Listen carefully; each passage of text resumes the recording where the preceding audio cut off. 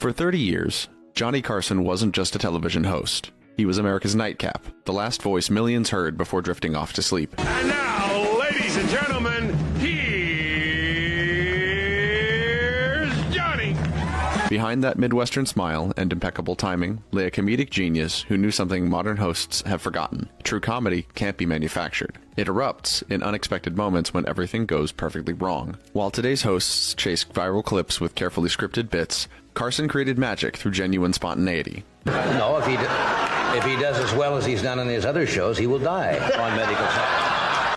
The raised eyebrow after an awkward silence, the perfect ad-lib when disaster struck, the willingness to let chaos unfold without intervention. Tonight, we revisit the unscripted moments of comic brilliance that made The Tonight Show not just a talk show, but a masterclass in finding humor when the plan falls apart. Sneezy, happy, dog, grumpy, bashful, Dopey. and sleepy. Moments so perfectly timed, so genuinely human, they couldn't be created by a writer's room, only captured by a man who understood that television's greatest gift is showing us what happens when real life interrupts the script. Of tomahawk throwing briefly, and we had a target set up, outline of a cowboy, let go of the tomahawk and zonk right in the very embarrassing region. The date, April 27th, 1965. The guest, actor Ed Ames from the hit show Daniel Boone. The segment began innocently enough. Ames, who played the Native American character Mingo, arrived to demonstrate his tomahawk throwing skills. The prop team wheeled out a large wooden silhouette of a cowboy. Carson stepped aside, giving Ames room to throw. Ames took careful aim, drew back, and let the tomahawk fly. It sailed through the air and landed with a solid thunk, directly between the wooden figure's legs. The placement couldn't have been more perfect had they tried for 100 takes. The audience's reaction was immediate, a gasp, then building laughter that grew into a sustained roar. The camera caught Carson's face as he processed what had just happened. The laughter continued to build, and he simply waited, letting the moment breathe. As the audience's response began to peak, Carson stepped forward, surveyed the unfortunate placement of the tomahawk, then delivered with perfect deadpan timing. "I didn't even know you were Jewish." The audience exploded. What had been loud laughter transformed into uncontrollable howling. I didn't even know you were Jewish. Ed Ames doubled over. Even the normally composed Carson fought to maintain his straight face. The moment wasn't scripted. The throw wasn't planned to land there. Carson's line wasn't written in advance. It was pure, spontaneous brilliance. A split-second recognition of comedic opportunity by a master at the height of his powers. The show tried to move on, but couldn't. Every time Carson approached the target to remove the tomahawk, the audience would erupt again. Finally, he left it in place, occasionally glancing back at it through the interview, each look triggering renewed laughter. NBC executives initially worried about the risque nature of both the visual and Carson's ad-lib. Instead, they received calls from viewers praising the moment as the hardest they'd laughed in years. The clip would be replayed on Carson anniversary shows for decades, becoming so iconic that even people born after Carson's retirement recognized the moment.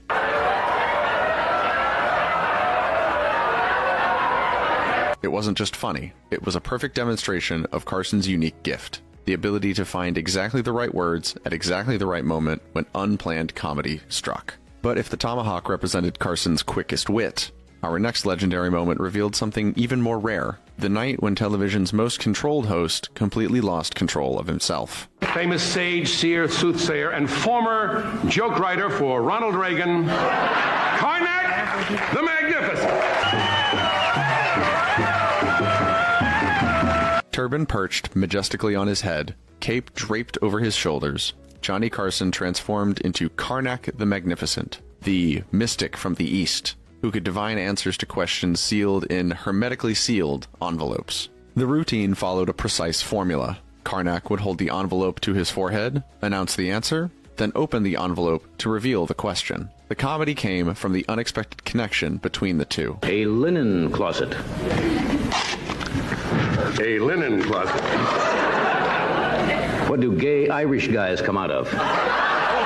On this particular night in 1974, Karnak held the envelope to his forehead with typical solemnity. "Sis boom ba," he announced with mystic certainty. He tore open the envelope, removed the card, and read the question. Describe the sound made when a sheep explodes. What happened next was something Tonight Show viewers almost never witnessed. Johnny Carson, television's most composed performer, completely lost it. He started with a small chuckle that quickly evolved into uncontrollable laughter. He tried to move on to the next envelope, but couldn't compose himself. Ed McMahon's booming laugh only made it worse. Sis boom ba. Sis boom ba. Describe the sound made when a sheep explodes. Carson slumped forward onto his desk, shoulders shaking. When he finally looked up, tears were streaming down his face. The audience, witnessing this rare break in Carson's famous composure, laughed even harder. Not just at the joke, but at the spectacle of the unflappable host utterly defeated by his own comedy. "I'm sorry," he gasped, still fighting for control. "I don't know why that struck me as so funny." He picked up the next envelope, attempting to continue, but one glance at McMahon sent him spiraling into fresh peals of laughter. It took nearly 2 full minutes, an eternity in television time, for Carson to regain enough composure to continue the sketch. Even then, occasional aftershock giggles interrupted his delivery of the next few jokes.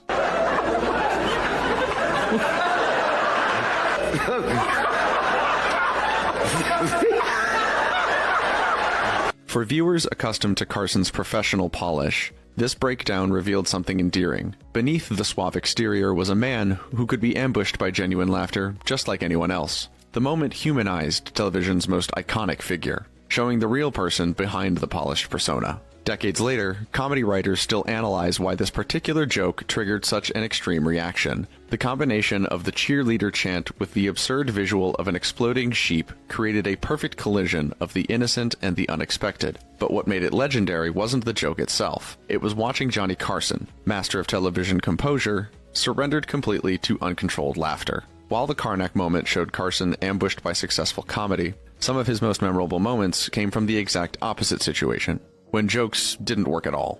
There is an acute shortage of... The Tonight Show monologue, 8 to 10 minutes of topical jokes delivered directly to the camera, opened every show for 30 years. Unlike today's heavily tested, writer room approved monologues, Carson's featured genuine risk. Jokes bombed regularly, and when they did, television magic happened. Carson didn't fear the silence after a failed joke. He weaponized it. When a punchline met with audience silence, Carson would pause, make direct eye contact with the camera, and say with perfect timing, "How many of you actually liked that joke? Let's see a show of hands." The camera would cut to an audience member reluctantly raising their hand, triggering laughter far exceeding what the original joke would have generated. Carson had transformed failure into connection, inviting viewers to laugh not at the joke, but at the shared recognition of its failure. On nights when multiple jokes faltered, Carson would launch into his soft shoe routine, a vaudeville-inspired shuffle across the stage, performed with exaggerated movements, while humming tunelessly to himself. This wordless acknowledgement of comedy disaster became so beloved that audience members would sometimes cheer when a joke bombed, knowing it might trigger the soft shoe. Like to warn us of the things. If you remember President Eisenhower, remember when he was president of the United States? He warned... That was quite a while ago, but it was in all the papers. You must have read about it. "These are the jokes, folks," he'd announce after a particularly egregious bomb. "They can't all be winners." When a political joke failed to land, Carson would often turn to Ed McMahon with feigned irritation. "The country's divided, Ed." This simple line acknowledged both the bomb and the political climate that caused it, turning discomfort into shared understanding. And she's going to study high tech, so she'll always be able to get a job.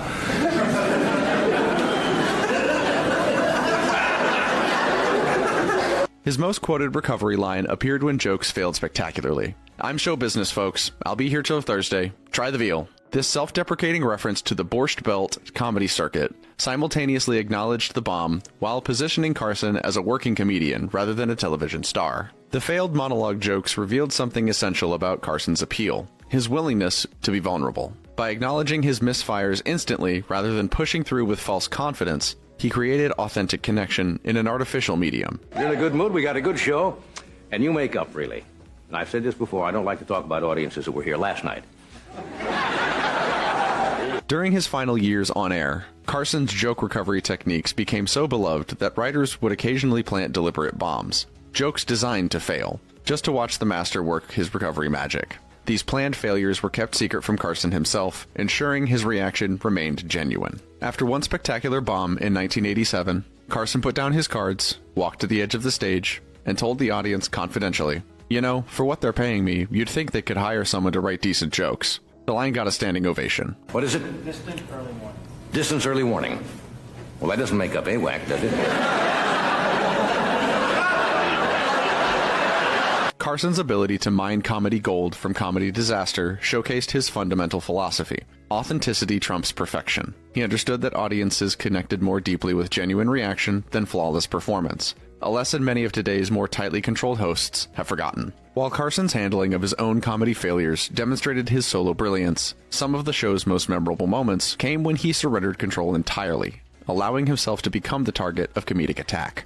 This willingness to be the butt of the joke revealed Carson's remarkable security. As television's undisputed king, he could have maintained an untouchable persona. Instead, he allowed, even encouraged, select comedians to target him directly, creating some of the show's most memorable moments. Rickles made targeting Carson his signature move. He would arrive for scheduled appearances, greet Carson warmly, then immediately pivot to savage mockery. "You've had some bad breaks," he told Carson during one appearance, referencing his multiple divorces. "I'm married 10 years, and I got a great wife. You're a jinx. I'll roll the dice again." Carson never seemed more delighted than when being methodically dismantled by Rickles. He would lean back in his chair, cigarette in hand, laughing harder than anyone as Rickles dissected his failed marriages, his wealth, and his alleged fair-weather friendships. "Nobody really likes you, Johnny," Rickles would declare. "They just want to be on television." While Rickles specialized in direct attack, Rodney Dangerfield brought a different dynamic to his Carson appearances. His machine gun delivery of self-deprecating one-liners, "I tell ya, I get no respect. I told my doctor I broke my arm in 2 places. He told me to stop going to those places,"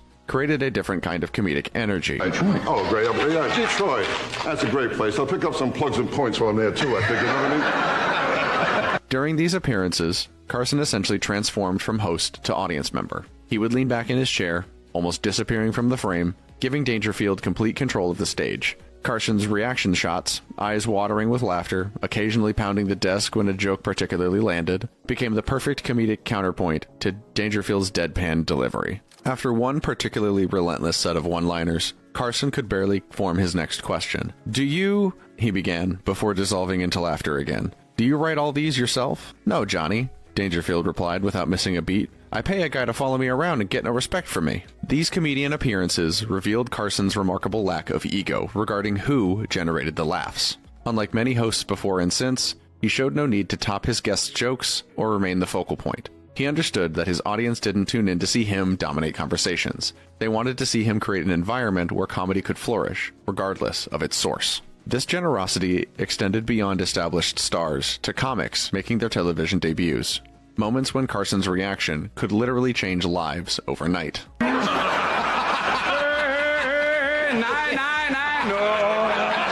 The stage lights at NBC's Burbank studios had witnessed thousands of performances, but none quite like this. On October 23, 1981, an unknown comedian named Robin Williams made his first appearance on The Tonight Show, unleashing a hurricane of comedic energy that left Carson visibly stunned. Williams didn't simply walk onto the stage. He exploded onto it. Within seconds, he was everywhere, crouching, jumping, switching between voices, characters, and topics with such speed that both the audience and host struggled to keep up. Spotting Japanese characters in a newspaper on Carson's desk, Williams launched into an impromptu routine about strange words in the paper, transforming into a Japanese businessman before pivoting without warning to an extended bit about chihuahuas in a cup that had the audience gasping for breath. The camera caught Carson's reaction. Eyes wide, mouth slightly open, leaning forward in his chair. This wasn't the polite attention he typically gave to new comedians. This was genuine astonishment. Hare Krishna, Hare Lama, but I don't want the book. Take the book, it's free. Take the wig off. They go, please, no, Hare Krishna, Hare Lama. They got a hair thing, don't they? I mean, most of those evangelists are very... When Williams finally concluded his set and joined Carson at the desk, Johnny's first words captured what everyone was thinking. "God, you're weird." The line, delivered with affectionate bewilderment, was followed by an invitation to sit, the coveted signal that Carson approved. Within seconds, Williams was reanimated, using Carson's desk props to launch into fresh, improvised routines. Rather than attempting to control this comedy cyclone, Carson simply leaned back, surrendering his show to the newcomer's manic brilliance. His willingness to be upstaged, to become an audience member on his own program, revealed his fundamental security and love of authentic comedy, regardless of its source. Just months after Williams' explosive debut, a very different comedian made his first Carson appearance. Jerry Seinfeld, whose meticulously crafted observational humor about leftover items in a drugstore represented the polar opposite of Williams's improvisational frenzy. Have you ever noticed the things they sell in drugstores that just stay there forever? Seinfeld began, launching into a precisely constructed routine about odd merchandise that seemed to exist in perpetual inventory. Where Williams had been physical, Seinfeld stood almost perfectly still. Where Williams created chaos, Seinfeld offered precision. Yet Carson's reaction was equally enthusiastic, a demonstration of his appreciation for comedic excellence regardless of style. As Seinfeld's set concluded, Carson gave him the coveted OK sign and invited him to the couch, the signal that industry insiders recognized as career-changing approval. Years later, Seinfeld would describe this moment as more significant than winning any award. Getting Johnny's approval was the comedy equivalent of being knighted. Suddenly, you weren't just a comic. You were a comic Johnny Carson thought was funny. That distinction changed everything. I'm writing out checks, sweating it out, paying big bills. On the checks, people are golfing, skiing, having a great time. I'm not having a great time. I'd like to see bums and dead people. These debut appearances revealed Carson's extraordinary eye for talent across vastly different comedic styles. His immediate recognition of both Williams's manic energy and Seinfeld's precise observations demonstrated not just appreciation for comedy, but an understanding of how diverse its expressions could be. While these human interactions created many of Carson's most memorable moments, some of the show's most unpredictable comedy came when non-human guests took center stage. Getting comfortable. Well, I can't sit here the rest. I can't sit and talk to people with an animal on my head. And we'll be right back after this message, Carson announced, smoothly transitioning to commercial break. The moment the red light on camera 1 went dark, chaos erupted on the Tonight Show set. A young orangutan that had been sitting relatively calmly next to animal expert Joanne Embry had decided Carson's famous silver hair looked like a perfect climbing opportunity. Tiny fingers firmly grasping his carefully styled kefir. "We're back in 30 seconds, called the floor director. The crew froze. Instead of attempting to remove his new head ornament, he adjusted his position slightly to accommodate the added weight. "Just leave him," Carson instructed, as makeup people hovered nervously. "Let's see what happens." This willingness to let chaos unfold without intervention defined Carson's approach to the animal segments. While most hosts would have stopped the show, removed the animal, and reset, Carson recognized that the unplanned moment was far more entertaining than anything they had scripted. The orangutan incident was just one of many legendary animal interactions. During another episode, Embry brought an elephant that became increasingly affectionate towards Carson during the interview. As he attempted to ask questions about the animal, the elephant leaned its considerable weight against him. "As you can see," Carson managed while being slowly compressed, "elephants form very strong attachments. Perhaps too strong in this case." Carson's ability to continue functioning as a host while being smothered by a pachyderm demonstrated his extraordinary commitment to making good television, even at his own expense. Rather than calling for help, he incorporated his predicament into the segment, creating a physical comedy routine worthy of Chaplin or Keaton. Not all animal encounters were as gentle.